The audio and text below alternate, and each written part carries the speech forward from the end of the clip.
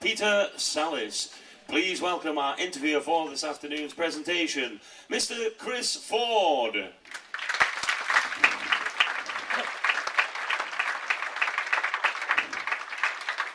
afternoon and welcome, ladies and gentlemen, to the Broadway Show Lounge once again. Do you know, for once I wish we didn't have the name Broadway, I wish we had the name the West End Show Lounge, because this week we have really had an exhibition and an exploration of some of the great moments of British theatre. You've had Maggie, those of you that have attended those wonderful lectures, talking us through her work with the greats of British light entertainment, Morecambe Wise and Benny Hill and others. Those of you that joined us for the Monday afternoon play, Blythe Spirit, of course, by one of the greatest playwrights ever, Noel Coward.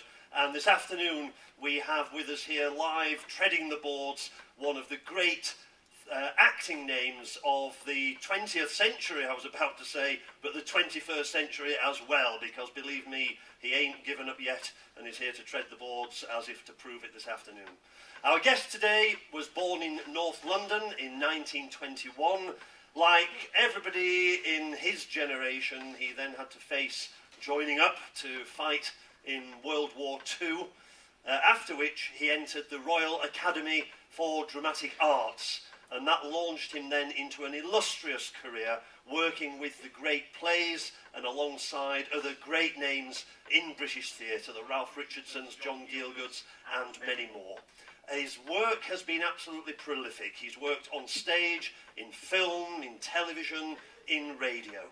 And in 1972, a script arrived which invited him to take part in what at the time was thought to be a pilot for a new comedy. In fact, it went on to be the longest running ever sitcom in the whole world. And I talk, of course, about Last of the Summer Wine.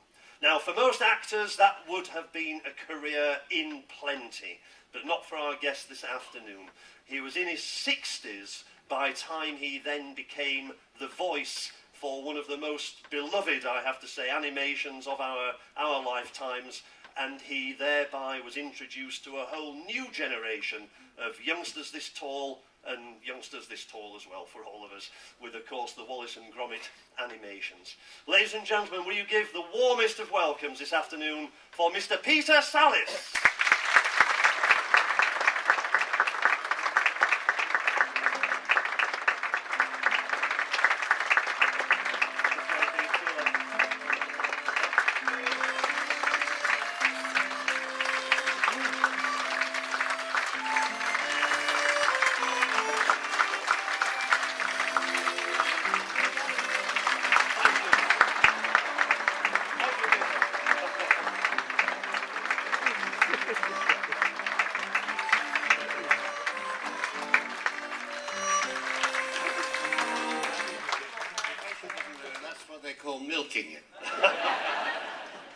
Right, do take a seat, sir. Do take a seat. That's it. Oh, right. Are we off now? Come on then, that's... No, they're pulling my leg. Are the people up there too? Gosh, right, off we go then. Right, do take a seat. First question. Well, let's get ourselves comfortable first. We'll just get ourselves a drink, and then we're nice and comfortable. I'm on water this afternoon. Peter's on the strong stuff. Lemonade. There we go. So, well, Peter, even in that briefest of biographies that I was introducing you to there, clearly a wide and varied career in the dramatic arts, film, television, radio, and of course the stage. But interestingly enough, acting wasn't always going to be the first choice of career, and in fact I'm going straight to a question from the audience this afternoon, thanks to Rob Whitehouse for asking this one to get us started, where he's simply asking that if it hadn't been the stage career that you'd launched into, what sorts of things were awaiting you in those early days when you were in sixth commerce, I think it was called, in the matriculation, and then after school as well? What were the sorts of things that might have happened? Absolutely none. I mean, it was really a blank. My father was in the bank. He was in Barclays Bank, and he was actually a bank manager. And when I was on the brink of leaving school, and I said to him, I said, I have absolutely no idea at all what I want to do. And uttered those marvellous words, well, you could always go into the bank.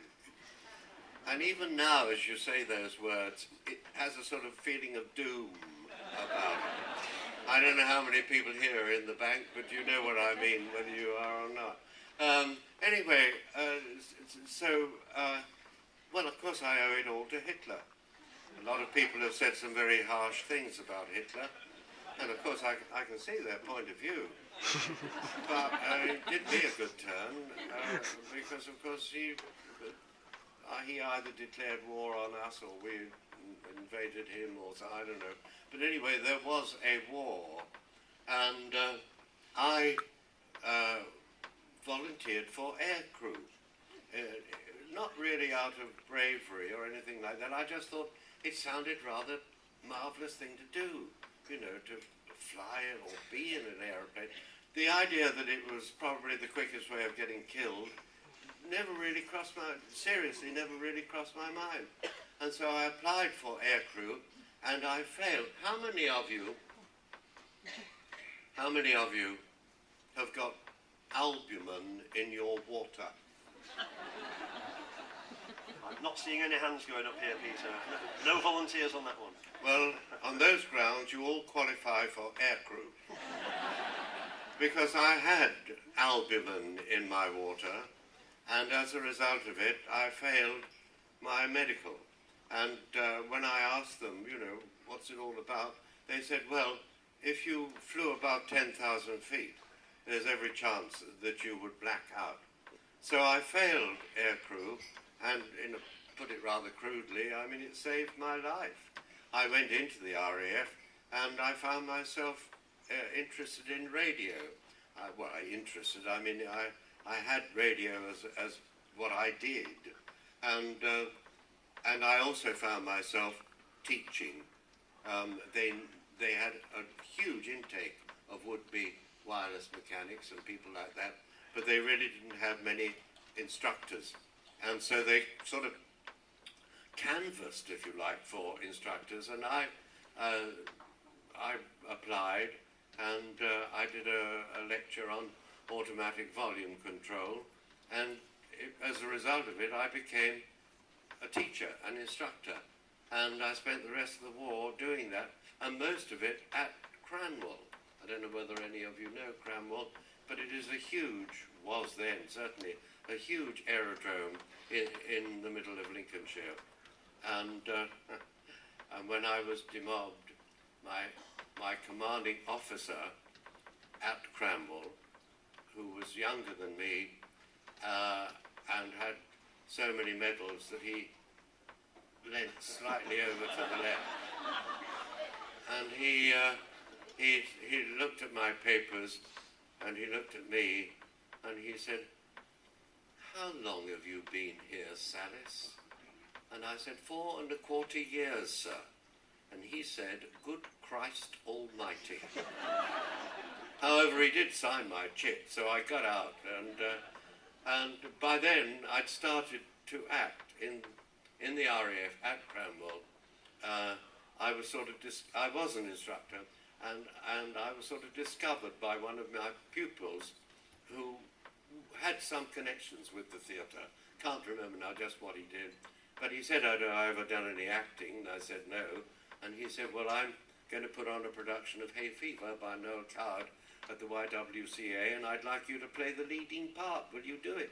And I said, yeah. So I did. And when I did, like happens when you are an actor, the penny dropped. You know, I knew that this was something I could do. Acting really is a matter of instinct.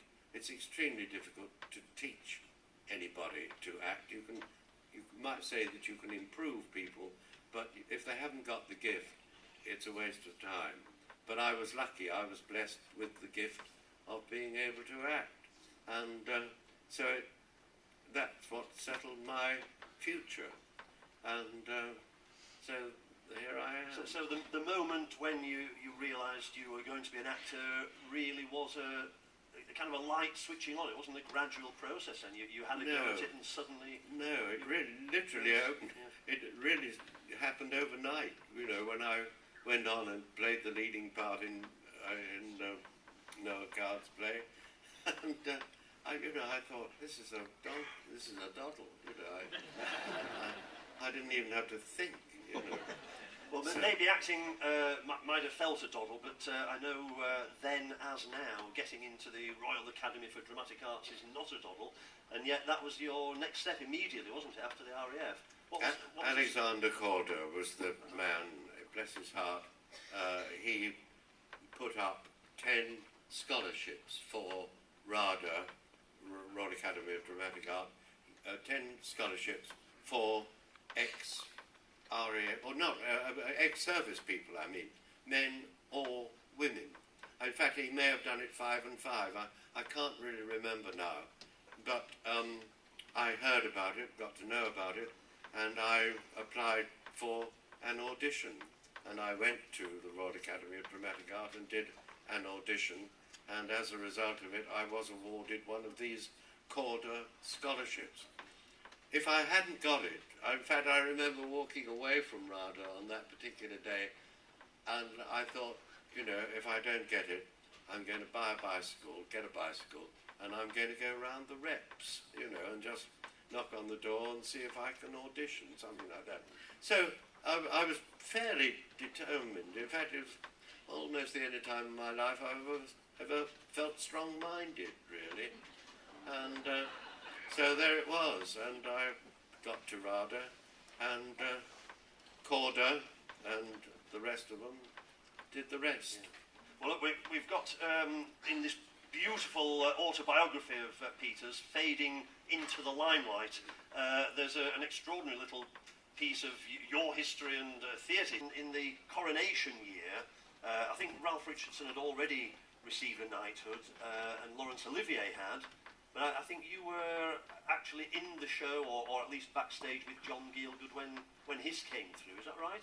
Yes, we were astonished. They were the triumvirate, Ralph Richardson, Laurence Olivier and John Gielgud. They were the triumvirate who dominated the West End theatre literally for years, and they knighted Olivier, then they knighted. No, that's it. No, they knighted Richardson first, and he sent a telegram to Laurence Olivier saying they've given it to the wrong one, which was rather charming, and up to a point quite, they had made a mistake. But anyway, yes, Ralph Richardson, John Gielgud, and then, I beg your pardon, Ralph Richardson. Then Laurence. Laurence Olivier. Yeah. And then we waited. And we waited for John Gielgud. And it went on literally for years. And I think I'm going to get it right, but have you got a note of when he was actually... Yeah, I think it was at 53, the coronation year, in the coronation honours. That's right, yes, that's right, yes. After a gap of years in the coronation honours, they announced that John Gielgud was going to be knighted. Now, I had the good fortune of actually working in his company at that time. And the excitement, we were at the Lyric Hammersmith, I remember, and I've forgotten now, I can't remember what the play was, but it doesn't really matter. But there was John Gielgud, and when we got to the theatre that evening, the whole cast, of course, queued up, and we were embraced or kissed or had our hands shaken, depending a little bit, I suppose, on our billing. And it was all lovely, and there he was. I can see he cried a lot, John. He cried a lot, and he was really, there was something almost magical about John Gielgud. I think it was helped a great deal by the extraordinary voice. I can't do it, but it was one of those sort of voices, which is pitched up there somewhere. And I remember going to see him 3 times in Hamlet before I even became an actor. And I remember coming home and saying to my mother, "It's the voice, Mother. It's the voice." And that voice carried him through his whole career. It gave him a certain sort of how can I put it, stylized feel. There was a stylized thing about him. But the rest of him was so good, the way he moved and the way he thought and everything. And I can, if I can tell it quickly enough, the day that his appointment, that his knighthood was actually announced, we were doing the play, and I think it was The Way of the World. Anyway, it doesn't really. Yes, it was The Way of the World, and he was standing there outside his dressing room. We couldn't get into the dressing room because there were so many telegrams. But he was sort of standing there, and his head was back, and tears were cascading down his face, and he was just a picture of happiness, and it was all lovely. And I worked with him several times, and indeed there's a little joke thing there about one of the times that I worked with him, isn't there? In the autobiography? In that telegram that I gave you, isn't there? I can't see that piece just at the second. No, just at the moment, no. Never mind. No. No. So did the audience realise he'd been knighted? Were they sort of Oh waiting yes. for Oh it? lordy, yes. In fact, actually, that was what I was going to go on to say. Thank you. I mean, it was the fact that the play opens with two men. You hear them quarrelling off stage, and the first man comes on and says, "Begone, varlet, I will not hear you or see you," something like that. And there was the house, of course, Lyric Hammersmith, was absolutely packed. They were standing where they couldn't sit, and the walls were bulging, and then you hear, or rather you see, John Gielgud's foot come round the corner, and the moment his foot appears, they're on their feet, and they're cheering, and they're waving their programs and all that sort of thing, and he comes on, and he stands right in the middle of the stage with his head back, and I can see it now, the tears were gushing down his face, and finally he gets a breath and sort of says his first line, which is, "My lord, you shall hear me. I am not that arrant knave you think me." And they all exploded again. So wonderful, historic theatrical moments. Yes. Well, look, let's move on from the stage, because you're now well established in your career by now, and other media are beckoning as well. Let's have a little think about the film and television and radio involvement that you've had, and just as one example of the very, very many films and TV and radio programmes, we've chosen a little clip from one of the Hammer series. You were in two of the very successful Hammers, and this one, George, if we can run it, is from Taste the Blood of Dracula. You had a pretty dicey moment here, Peter. This is going to be...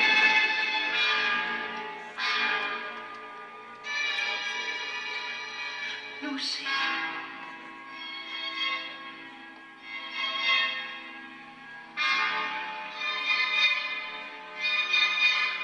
No.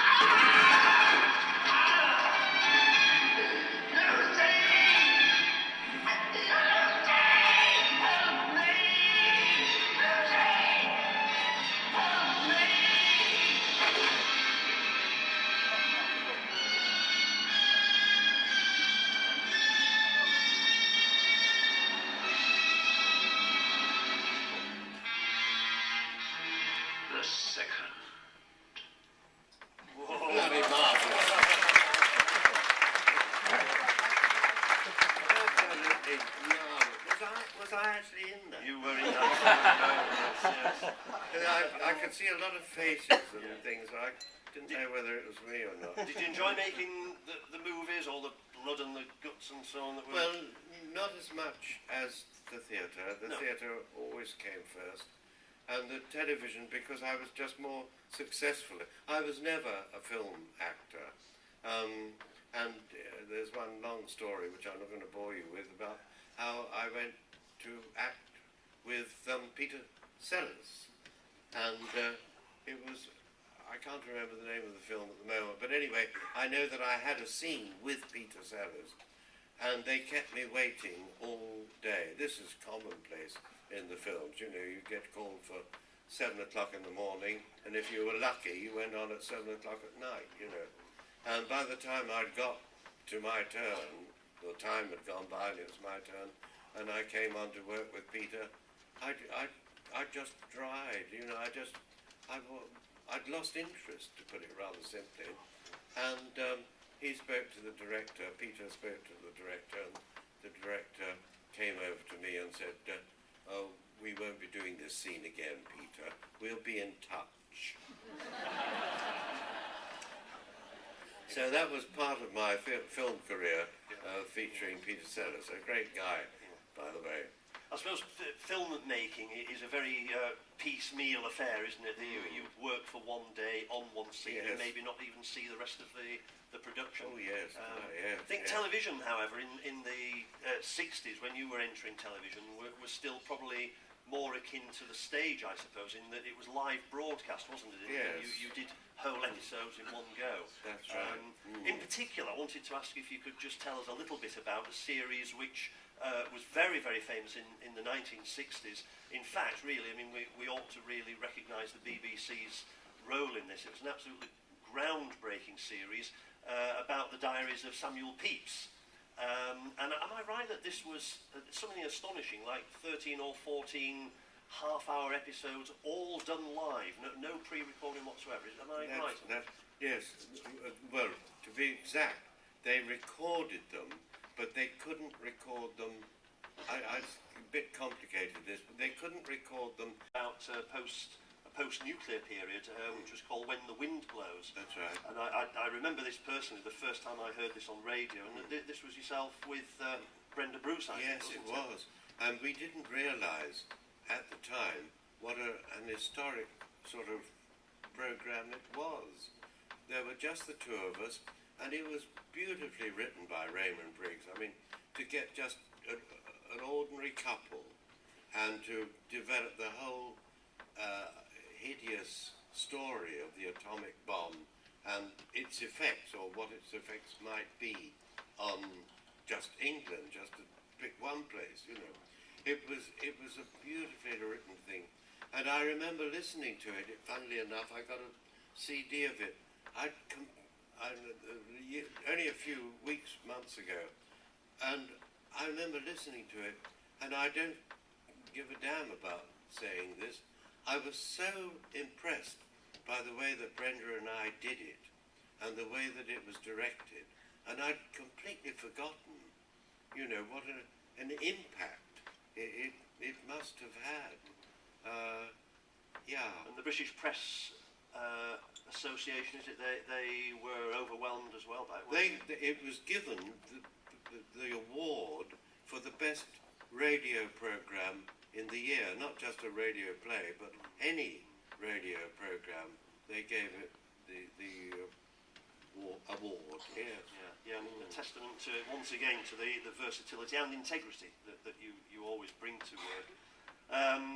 The time was right about this time for a programme to come along, which was the one that perhaps better known than others, launched you into every living room and dining room and lounge in the country, because in 1972 a script by Roy Clark arrived on your doorstep, or through your agent, or however things do get to you, which was for a programme that was going to be a one-off pilot, eventually ran. And to take us into that, George, may we just see a brief clip from, of course, Last of the Summer Wine.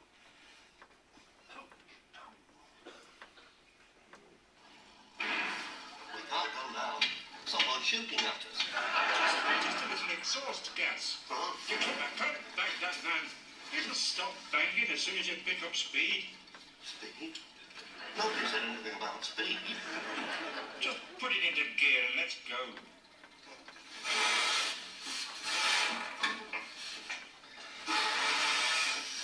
Ooh. I won't set the boil in a place like that. I don't like to be nosy, but has he driven before? Yes, of course he's driven before. It's just he's a bit rusty. It'll soon come back to him.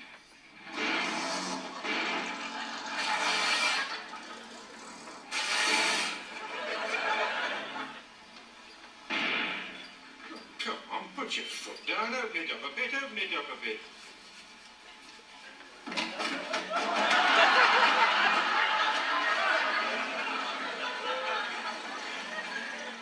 Is that open enough for you?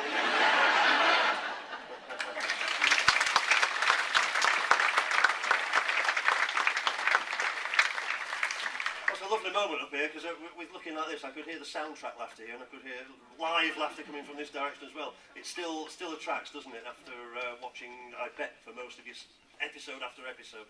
Always comes across on screen, Peter, with Last of the Summer Wine, that there appears to be a lot of fun and a lovely relationship between the team on there.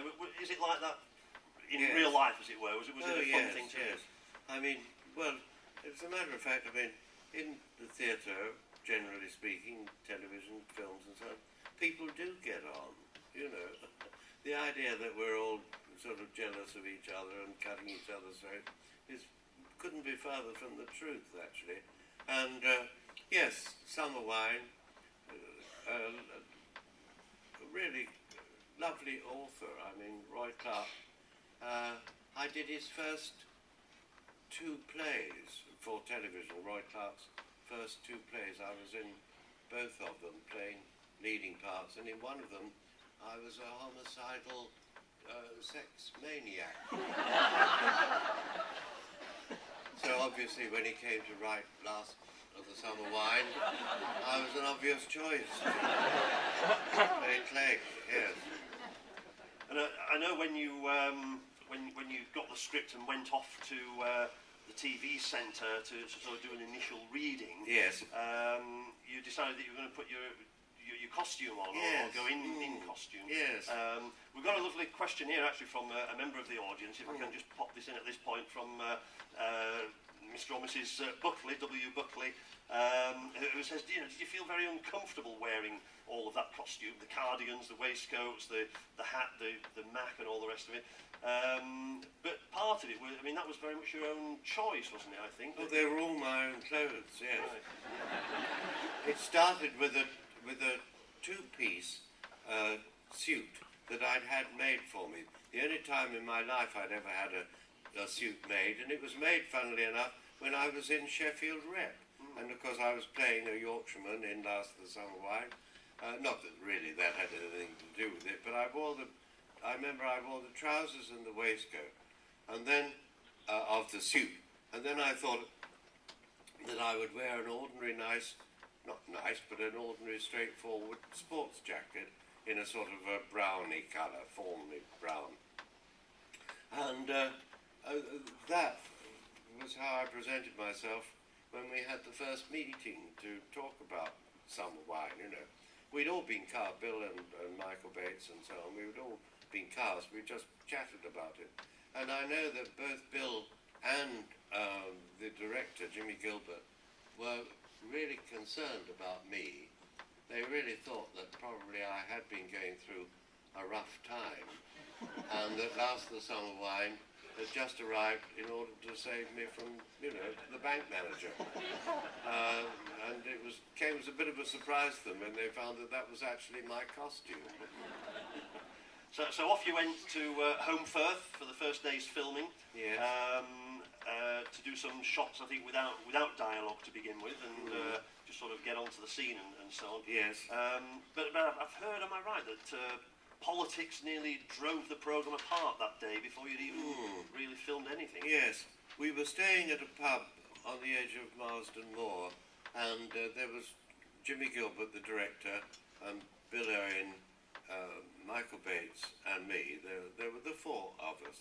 And we'd done the first day's shooting, and we were having supper in this pub stroke hotel, and Michael Bates was slightly to the right of Margaret Thatcher, except she hadn't been invented then, and Bill Owen was slightly to the left of Lenin, and they were at it. And we hadn't finished the soup before they were actually shouting at each other. It was all politics, and of course I've never had a political thought in my life. I didn't even know what they were talking about. But Jimmy Gielgud got them both on their feet, and he took them outside, and they were away for 20 minutes, a long time, while I finished the soup, you know. And when they came back, they were very, very quiet, and they didn't speak. And the filming started and carried on perfectly well. There was absolutely no trouble at all. But I did say to Jimmy a few days or perhaps even weeks later, I said, what actually took place? And he said, oh, well, I mean, I just said, we've got a great script on our hands. There's a chance of a great future for all of us with this sort of stuff that this man is writing. And he said, I think that to introduce this political element was really totally unnecessary, and it's going to ruin us if we aren't careful. If you two, meaning the two chaps, if they keep on going at each other like this, I'll just take it back to London and recast it. So that was what he said to them, and it saved the day. And since then, you know, it's been it was a lovely programme then to work with. So the team was kind of forged, as it were. You immediately got on well, and there's nothing to bind people together. I mean, working closely in theatre always does, as you've already said. But there's nothing that binds people together like saving somebody's life or being saved by somebody. And am I right in the second series, I think it might have been, Bill Owen came to the rescue? Yes, he saved my life. Yes, we had a director then, bless his heart, Bernard Thompson, who was a bit innovative, if I got the right word. He was a bit inclined to compose things on the spur of the moment. And we came in Marsden, it was. I think it was Marsden. Anyway, it doesn't really matter. There was a river, not a very wide one, about the width of this stage, I would say.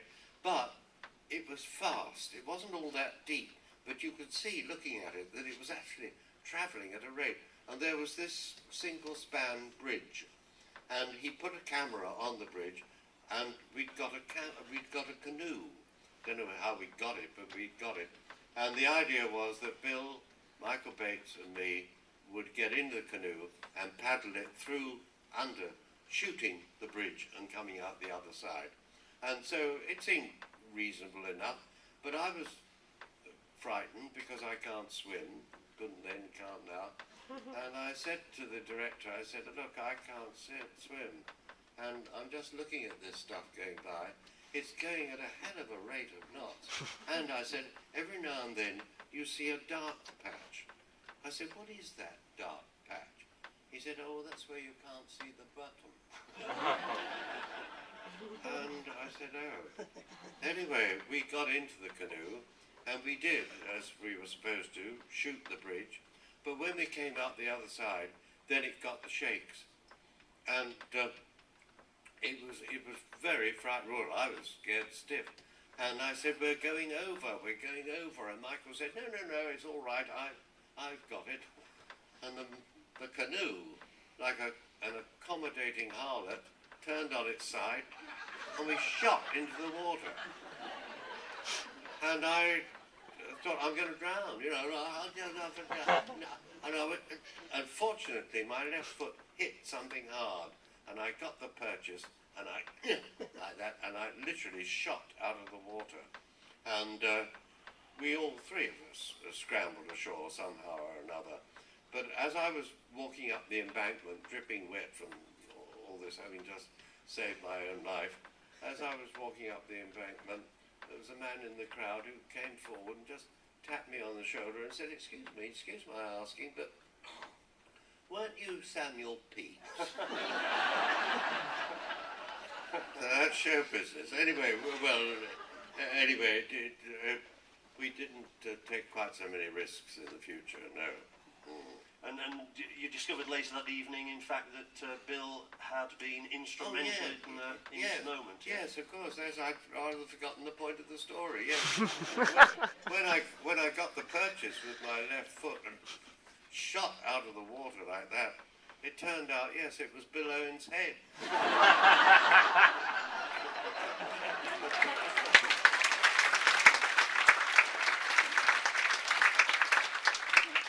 You worked with Bill a long time. How did you rate Bill as an actor and a comedian? Was he somebody who was... I thought he was absolutely top class. As a man in the street, he wasn't a pure Cockney, but he came from Acton or somewhere like that, and he was by nature, how can I put it? He wasn't one of nature's gentlemen, you know. And there was a certain roughness to his character, which was, I mean, endearing, fine, you know. But he did create this character of Compo, and I thought it was, I remember writing in this little book of mine that I thought that it was the most inventive, creative bit of acting that I'd ever come across. Difficult to describe, and I can't really do more than just say that. But he was very, very clever, Bill, very clever indeed. And all those films that he made during the end of the war, he was invalided out. He was an infantry officer, but he got a bullet in the foot or something like that, and he was invalided out. And but that was really when he started acting. I think he was an actor before, but the fact that he was an invalid meant that he was no longer in the army and he could work acting. Yeah. But it was a great loss. I know a great sadness to you and obviously to the rest of the team when Bill passed away. Yeah. How was that dealt with within the team? Because I mean, Roy Clark faced a challenge as a writer, and you would have faced a challenge as a team, wouldn't you? I can't do more than say what I said before, which is that Roy managed to make the death of Compo into one of the funniest passages that he'd ever written. It was just uncanny, and all I can do is to use words like that. You would have to see it to believe me. It was just extraordinary. He wrote 3 episodes, which was called something like The Passing of Compo, some sort of title like that. And one minute you were in tears, and the next minute you were laughing. It was extraordinary. Great bit of writing. Thanks to Pat, by the way, Pat Stott, who'd suggested that we touch on that. It's a very touching and very difficult part of the story, but it's one that we talked about before and thought that we would share. Yes. Just before we finish with Last of the Summer Wine, and we'll spend our final few minutes then with one final chapter thus far in your career. But people are fascinated. You mentioned the crowds gather as soon as you have a camera on the bridge with the canoe, crowds all gather around.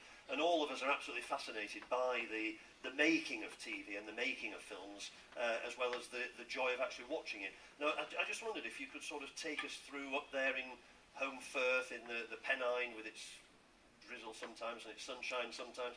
Can you sort of take us through what you regard as a sort of a typical day on the filming of Last of the Summer Wine?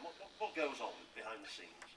Well, you've been kind enough to ask me the question, and of course I'm going to answer it. But I think it's going to be boring. Go on, we'll take a chance on it. Well, I mean, we get up and we are called for, well, let's take it through the eyes of dear old Brian Wilde and me when we were doing it together. And we would get up at some ungodly hour, like 7:15, and we'd get downstairs, have our breakfast and so on, and there'd be a car waiting to take us on to the location. And we get out on the pavement, and we realise, of course, that it's raining. So we get our Macs on and so on and so forth, and we get into the car, and we head off for the hills. And as we go along, so we realise that it's getting more and more heavy.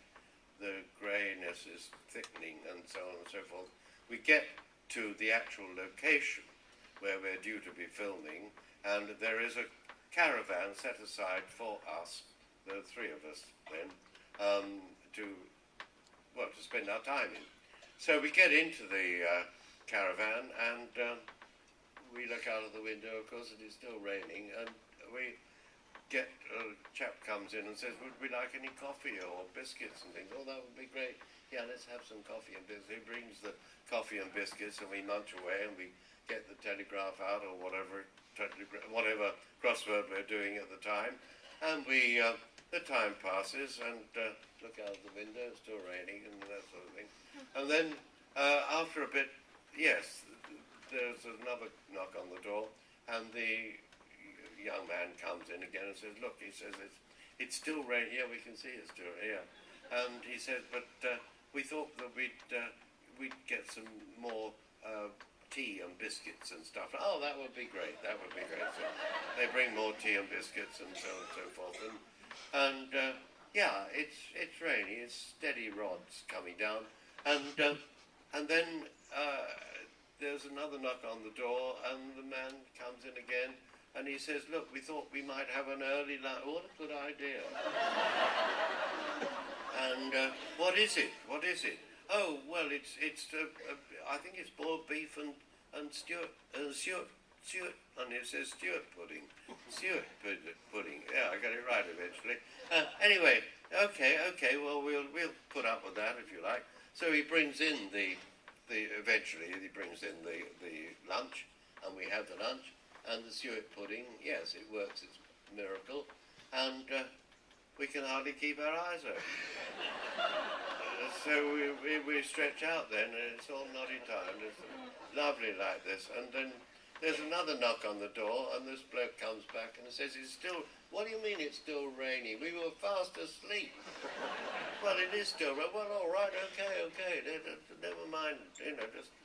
And eventually, the director comes in, and by then it's coming down in rods, and he says, look, it's useless. We're going to have an early break, pack it in early. And we said, well, I think it was the second one that we'd done. Anyway, it doesn't really matter. But there I was doing Wallace, yes. And this man sitting a few rows in front of me, a private showing, so there weren't many people in the cinema. And he turned around and he said, Peter Sallis? And I said, yes. He said, if I ever hear that voice once more, I'll break your bloody neck. And, yeah, because you see, he, poor man, was listening to me saying, what, no cheese, grommet, and all the time he's trying to do this to my face, out of plasticine. Wow. They are very clever, those guys, they really are.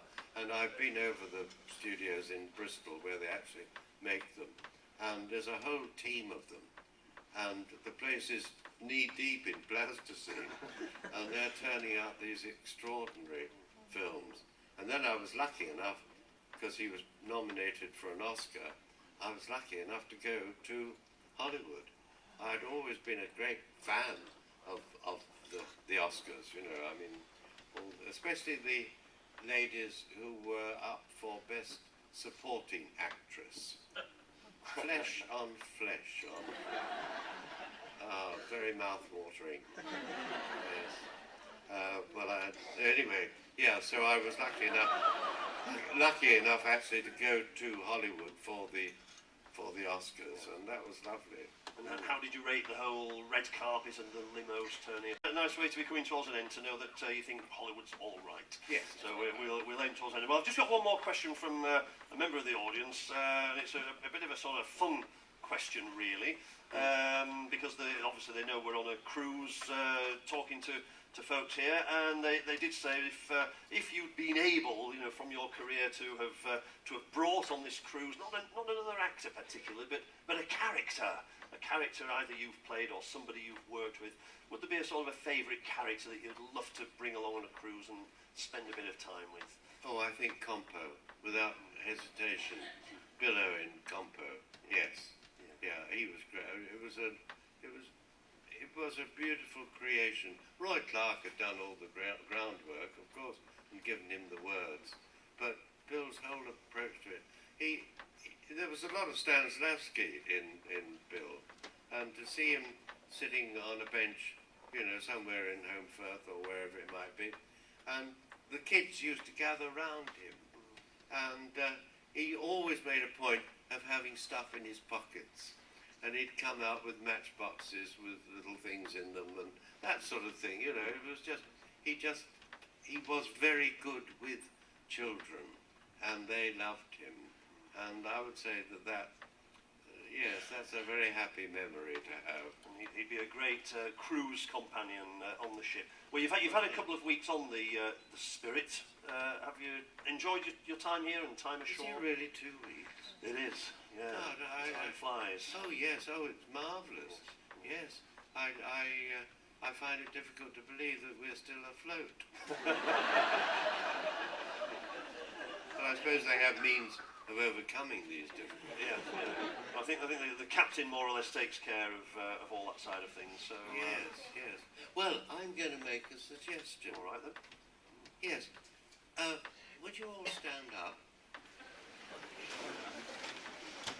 Why don't we have 3 cheers for the captain and the ship? Eh?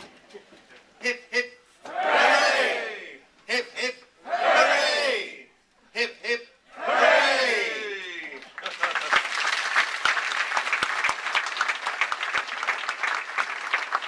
For our piece of music to play us out this afternoon, we've chosen a piece from Sibelius, from his 5th symphony. Lovely. It's the second movement of that symphony, and we'd just like to play out with this music.